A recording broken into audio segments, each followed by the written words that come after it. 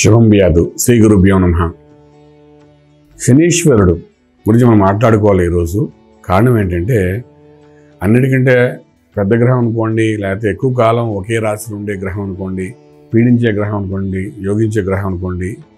కొందరికి యోగిస్తుంది, కొందరికి పీడిస్తుంది, కొందరికి రాజయోగం ఇస్తుంది, కొందరికి రాజయోగంలో ఉన్న వాళ్ళని బలహీనపరుస్తుంది, రకరకాలుగా చేస్తుంది. కానీ శని యొక్క సంచారం ఏదైతే ఉందో 2.5 సంవత్సరాలకు ఒక రాశి నుండి ఇంకో రాశికి మారుతుంటుంది.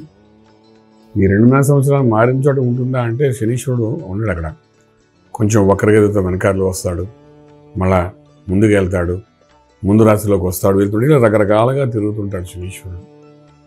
అలాగే మనకు ఈ సంవత్సరం మార్చి 29 నాడు కుంభం నుండి మీనంలో ప్రవేశిస్తున్నాడంటే, కుంభంలో స్వక్షేత్రము, సొంత ఇల్లు, తను అనుకున్నట్టు చేయగలుగుతాడు. తనకంటూ ఒక స్థాన బలం ఉంటుంది, స్థల బలం ఉంటుంది, చాలా ధైర్యంగా చేయగలుగుతాడు. తనకున్న బలం అంటే ఎలాంటి బలం అంటే దేనైనా జయించేంత శక్తి కూడా ఉంటుంది. తను శాసించింది జరుగుతుంది కూడా. ఎప్పుడు కుంభంలో ఉన్నప్పుడు జరుగుతుంటుంది. ఈ కుంభంలో ఉన్న శనీశ్వరుడు మీనంలోకి ప్రవేశిస్తాడు. ఈ మీనంలో ప్రవేశించినప్పుడు ఏంటంటే అది తన సొంత ఇల్లు కూడా కాదు, సొంత క్షేత్రం కూడా కాదు, కానీ అటువంటి మీనరాశిలో ప్రవేశిస్తాడు.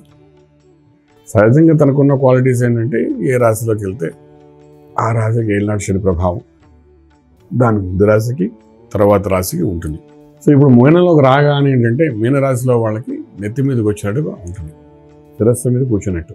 మన తల మీద ఒక బరువు ఉంటే ఒకలా ఉంటుంది, మన కుడి చేతితో అదే బరువు మోస్తుంటే ఒక రకం ఫీలింగ్ ఉంటుంది, మనం అదే ఎడమ చేతితో మోస్తే అదొక రకంగా ఉంటుంది.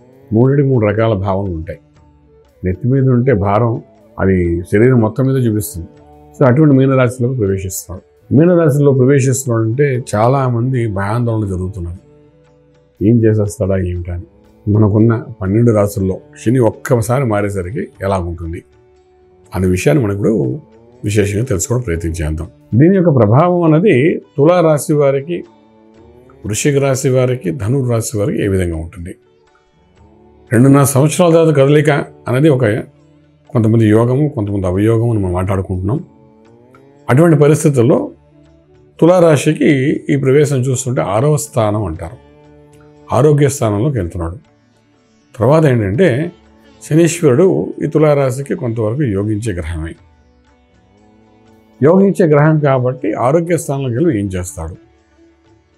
6వ స్థానం అంటే 3, 6, 11 స్థానాల్లో పాపగ్రహాలు ఉంటే మంచి చేస్తానంటారు.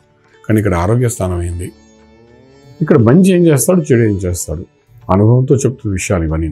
కొన్ని పుస్తకాలు ఉంటాయి, కొన్ని పుస్తకాలు ఉండవు. 6వ స్థానం ఆరోగ్య స్థానం అయినప్పుడు ఆరోగ్యాన్ని కరెక్షన్ చేయాలి. కరెక్షన్ చేసేది శనీశ్వరుడే, మళ్ళీ దాన్ని రెక్టిఫికేషన్ చేసేది కూడా శనీశ్వరుడే, మళ్ళీ నార్మల్లో తీసుకొచ్చేది కూడా శనీశ్వరుడే. అది ఒక అదృష్టం తులారాశి వారికి. అంటే సమస్య, శరీరంలో ఉన్న సమస్య ఏదైతే ఉందో, ఆరోగ్యంలో ఉన్న సమస్య ఏంటో ఐడెంటిఫై చేసేవాడు శనీశ్వరుడు.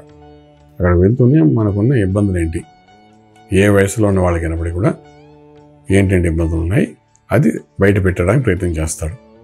చేస్తున్నప్పుడు మనం ఏం చేస్తాం, వెంటనే హాస్పిటల్కి వెళ్తాం, రిపోర్ట్స్ చెకింగ్ అంతా చేస్తాం. డాక్టర్ గారు ఈ మందులు వాడాలంటారు, అది ఆపరేషన్ చేసుకోవాలంటారు. చేసుకోవాలన్నప్పుడు కొన్నిటికి రిపోర్ట్స్ వస్తాయి. మన సాధారణ చూడండి 190% రిపోర్ట్స్ ఆల్ క్లియర్, అంతా బాగానే ఉంది అంటారు. కానీ ఆ వ్యక్తికి మటుకు తెలుసు లోపల రోగం నాకే ఉంది, ఆ రిపోర్ట్లో తేడా ఉందని ఆ ఒక్క వ్యక్తికే తెలుస్తుంది. ఎందుకంటే ఒంట్లో బాగుంటే డాక్టర్ వరకు వెళ్ళక్కలే కదా, ఏదో ఒక నలత ఉంది కాబట్టి కదా రిపోర్ట్స్ టెస్టింగ్లు అన్నీ చేసుకున్నది. అది రిపోర్ట్స్లో మనకు ఆల్ క్లియర్ అన్నీ బాగున్నాయని వస్తుంటుంటాయి. చిరాగ్గా ఉంటుంది ఒక్కొక్కసారి. వాడేవో టెస్టులు చేస్తాడు, అయినా మన రిపోర్ట్స్ కరెక్ట్ రావు. కానీ ఈ సమయంలో కానీ చేసుకుంటే ఈ శనీశ్వరుడు ఏం చేస్తాడంటే ఎక్కడ ప్రాబ్లం ఉందో అనేది ఐడెంటిఫై చేసి చూపిస్తాడు. ఎప్పుడైతే ఎక్కడ సమస్య ఉన్నదని మనకు తెలుస్తుందో దానికి మందు వేయడానికి అవకాశం ఉంటుంది, లేదా ఆపరేట్ చేయడానికి అవకాశం ఉంటుంది. అది క్యూర్ చేయడానికి కూడా ఆ శనీశ్వరుడు చూపిస్తాడు. ఇంత అద్భుతమైన పని చేస్తాడు శనీశ్వరుడు తులారాశి వారికి. ఎంత అదృష్టం చూడండి.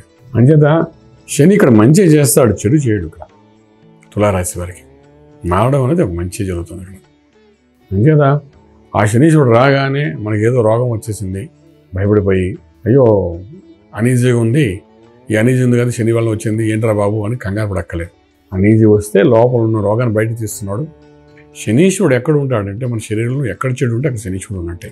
రవి ఆరోగ్య ప్రదాత, శని అనారోగ్యాన్ని తీసి పడిపోతాడు. సో ఇక్కడ ఏంటంటే ఎగ్జిట్ పార్ట్ ఆఫ్ బాడీలో మెయిన్గా శనీశ్వరుడు ఉంటాడు. ఎగ్జిట్ అంటే ఏంటి? నాభి నుండి దిగువ భాగాలని. సో ఆ ప్లేస్లో ఏదైనా ఇబ్బంది ఉన్నదంటే వాటిన్నింటినీ కరెక్షన్ చేసి మందులు ఇప్పించి ఆ తర్వాత మేము ఆరోగ్యవంతుని చేస్తాం. అందుచేత మనం శనీశ్వరుడికి నమస్కారం పెట్టుకోవాలి. తులారాశి వారికి ఇక్కడ మీనరాశిలోకి వచ్చినందుకు. అలాగే వృశ్చిక రాశి వారికి వీళ్ళకి కొంత బెనిఫిట్ అయింది.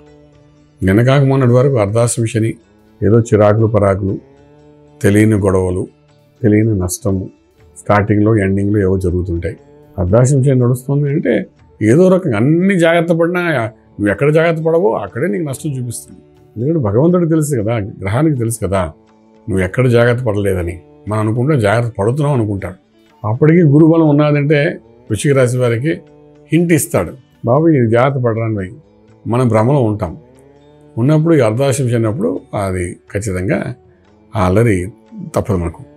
అటువంటి అర్ధాశ్రమ శని విడి పంచమ స్థానంలోకి వెళ్తున్నాడు కాబట్టి అది ఒక రకంగా యోగమే. పిల్లల పనులు ఏమైనా ఉంటే, చిన్నపిల్లలు అంటే మీ యొక్క సంతానానికి సంబంధించిన కానీ ఏమైనా పనులు ఉంటే వాటిని కంప్లీట్ చేయడం చేస్తాడు తప్ప పెద్ద చెప్పుకోదగ్గ శనీశ్వరుడు యొక్క మూమెంట్ వలన వృశ్చిక రాశి వారికి పెద్ద ఏమి ఇబ్బంది పడే పరిస్థితి ఏం కాదు. ఖచ్చితంగా అది ఒక బెనిఫిషియల్గా ఉంటుంది. పంచమానికి వెళ్ళడం ఒక యోగ కింద ఉంటుంది కాబట్టి వరి అవ్వక్కలేదు. ఇటు వచ్చి కొంచెం మంత్రసాధన చేసుకోవడానికి అవకాశం కలుగుతుంది. ఆరోగ్యం కానీ ఐశ్వర్యం కానీ ఏది ఆగే పరిస్థితి అయితే కనబడదు. అంటే మనం భయపడక్కర్లేదు. ఇక ధనురాశి వారికి నిన్న కాక మొన్నటి వరకు ఏళ్ళాల్సింది అయింది అనుకుంటే ఇప్పుడు మళ్ళీ అర్ధాశ్రమ శనిలోకి ప్రవేశించారు. అంటే ఏంటంటే కొంచెం ఏదో రిలీఫ్ అయ్యాం అనుకుంటే మళ్ళీ ధనురాశి వారికి మళ్ళీ 2.5 సంవత్సరాల అర్ధాశ్రమ శని మళ్ళీ ఆరంభమైంది.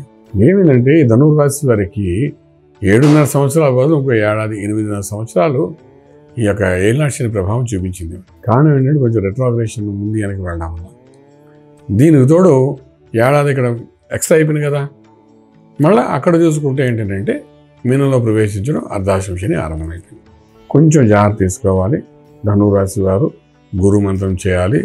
అదేవిధంగా ఈ గురుమంత్రంతో పాటు ఇంతకుముందు చెప్పినట్టుగానే నిత్యాభిషేకం. నన్ను అడిగితే భూప్రపంచంలో పుట్టిన ప్రతి ఒక్కరూ కూడా, మగవాళ్ళందరూ కూడా కనీసం శివుడికి సంబంధించిన ఏదో ఒక సూక్తాన్ని బట్టి కొట్టియాలి. ముందు కొట్టేసి ఇంట్లో చక్కగా అభిషేకం చేసుకోవాలి. చేసుకుంటే ఏంటంటే అభిషేక తీర్థం తీసుకుంటే అసలు ఈ గ్రహాలతో సంబంధం లేకుండా మీరు ఆరోగ్యంగా ఐశ్వర్యంగా ఉండడానికి అవకాశం ఉంటుంది. ఇది ఫలానా వర్ణం వాళ్ళే చేసుకోవాలని కాదు, ఎవరైనా చేసుకోవచ్చు. నాకు తెలిసిన అనుభవంతో చెప్తుంది. లేదు శివ పంచాక్షరి మంత్రం ఓం నమః శివాయతోనే అభిషేకం చేసుకుని తీర్థం తీసుకోవడం ప్రయత్నం చేయండి. కొంచెం నిష్టగా ఉంటే సరిపోతుంది ఆ పూజ చేసుకునే సేపు. ఈ ధనురాశి వారికి చేసుకోవాలి. ఉపదేశం ఉన్న వ్యక్తులు ఎవరైనా అంటే గురోపదేశం ఉన్న వాళ్ళైతేను ఆ గురువు గారి ద్వారా వచ్చిన మంత్రం, గణపతి మంత్రం కానీ, బాలా కానీ, శివ పంచాక్షరి మంత్రం కానీ, ఏదైనా గురువు ద్వారా వచ్చిన మంత్రం ఉంటే ఆ మంత్రాన్ని సాధన చేసుకోవడం అనేది చాలా ప్రాశస్త్యం వహిస్తుంది. ఈ రకంగా చేసుకుంటే ఎలాగలిగితే ఈ 3 రాశుల్లో చూస్తే తుల వృశ్చికానికి ఊరటగా ఉంటుంది, ధనురాశి వారికి మనం పట్టినట్టు ఉంటుంది. కాబట్టి ధనురాశి వారికి ఇంకో మాట కూడా చెప్పచ్చు, అనుభవాలు బౌట్ అయిపోయి ఉంటాయి. గత 7.5 సంవత్సరాలు, ఇప్పుడు ఇంకో 2.5 సంవత్సరాలు. ఇలాంటప్పుడు ఏంటంటే ధైర్యం తీసుకుని, ఇది గోచారం, గ్రహచారంలో దశలు కూడా మనం చూసుకోవాల్సి వస్తుంది. దాంతో బలోపేతమై ముందుకు వెళ్ళే ప్రయత్నం కూడా చేయాలి అనమాట. సో ఏదైనప్పుడు ఆ శివుని గట్టిగా పట్టుకోగలిగితే ఇబ్బంది లేకుండా రాజమార్గంలో రాజ్యం పొందగలుగుతారు. శుభం బియాతు. పూర్తి వివరాలకు సంప్రదించండి శ్రీ వేదమాత గాయత్రి జ్యోతిష్యాలయం, Brahmasri మంతా Suryanarayana Sharma garu, Srinilayam, first floor, 101, Sai Vaibhav layout, Chitrapuri colony పక్కన, కాజాగూడ, హైదరాబాద్ 500008. సంప్రదించవలసిన ఫోన్ నంబర్ 8885559147, 8855559148, 9849996644.